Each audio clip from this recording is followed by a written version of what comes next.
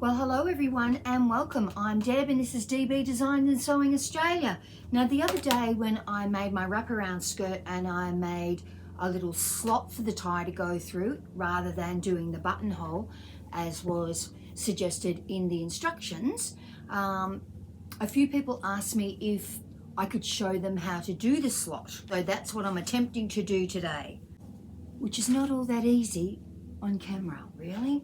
So this is the part I've got representing the skirt. This is the top of my skirt, which would be, just say this is the side seam here, and this wraps around the back. So we want our slot to be about here. So we're going to have our slot where that little X is. This is our piece of fabric. Now this is 7 centimeters by 4 centimeters, but you're really doing that based on the width of your tie, because I can remember having ties that were much narrower and much wider. So this piece here is representing my waistband. Now with my waistband in the pattern, it's suggested that you stitch the waistband on, and then your tie ends that are long hanging off your skirt, that you put right sides together and stitch them down. But because I was using a wax print, which was very easy to press and absolutely stayed in place when you pressed it, I stitched the waistband on, and then I turned in all the edges and just top stitched the whole thing, rather than right sides together and pulling out the tie.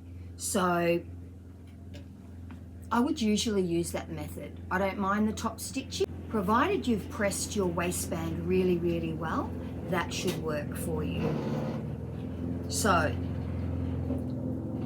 this is interface, so you can see interfacing on that side, and it's just a piece of blue colored fabric out of my box of crafting fabric. So the first thing I'm going to do is stitch, we're calling this the right side of the fabric. So we know which is the right and which is the wrong, I put a really big X on the wrong side of the fabric.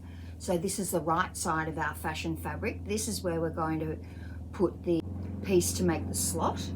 So the first thing I want to do is right sides together. I am going to stitch from here to this corner and across and then back up.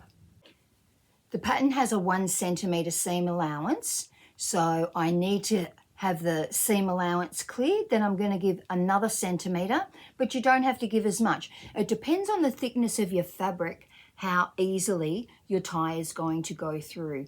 And if you're making a pattern and your waistband is quite flimsy and you need to interface it, I would not be interfacing the ties. I would be only interfacing the part of the waistband that is actually going to be joined to the skirt, because it might make your ties too thick.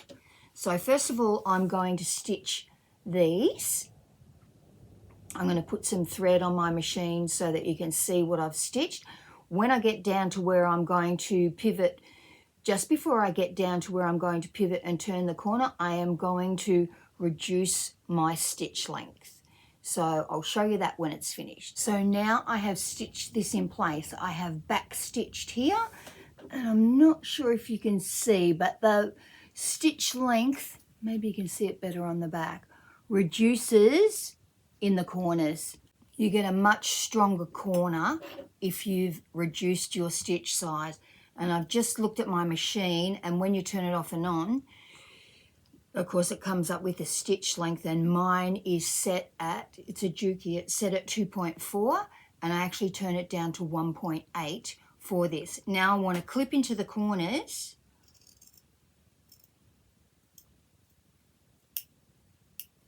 Now I do use these duckbill scissors because I find them really sharp and very accurate, easy to use.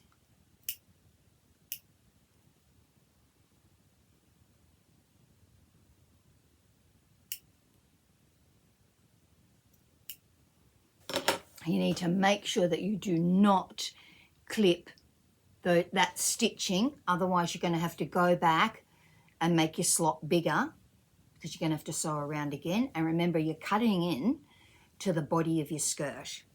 So now we'll just trim those off, and depending how thick the fabric is of your skirt, you might want to grade those down. For this example, I won't grade them down, and I don't think I graded it down in the wax print either, even though it's quite a heavy fabric, because it presses so well.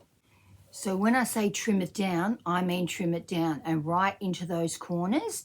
Now I'm going to turn it out and press it. So this is the slot that's ready. All I need to do is top stitch it down. And I don't know what I've got stuck on the iron. That's what happens when you iron tulle, I guess. So I'm going to top stitch that down just to hold it in place before we put the waistband on. So now that's top stitched down, looks really neat.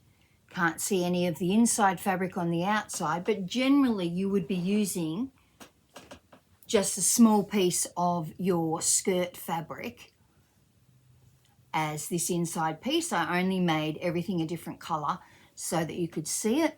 And when I did the top stitching, I upped the stitch length to 2.6 just because I think it looks nicer if it's slightly bigger. Still going to hold it in place. So now we need to stitch our waistband on, and I'm going to stitch it first on the inside and turn it over and top stitch it on the outside. So I'll do the first pass and then show you what I mean. So this is how it looks when the waistband is sewn on to the wrong side. So here's the wrong side, and I'm going to press that up, turn it over, and then top stitch down that whole waistband and show you how this tie here can go through the slot. So now I've got my waistband pinned. And to me, the most important thing is that where these two pieces join is as close on top of each other as possible. Let's see if I can get it to work properly. So there you have it. There's the waistband top stitched down, and this is the inside of your skirt, and your tie just comes through the slot like that.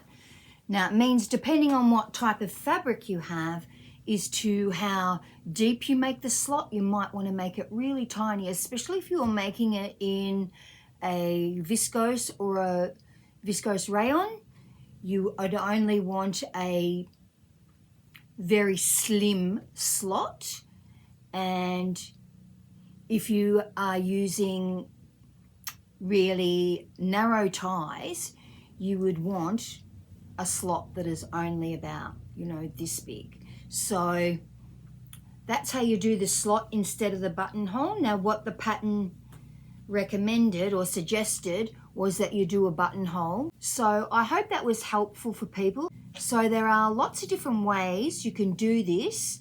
And as I said, you could even make a wraparound skirt with buttons and make an obi belt to go over it, or just a plain wide tie as wide as your waistband to go over it, and nobody would know that it's actually not tied up, it's buttoned up.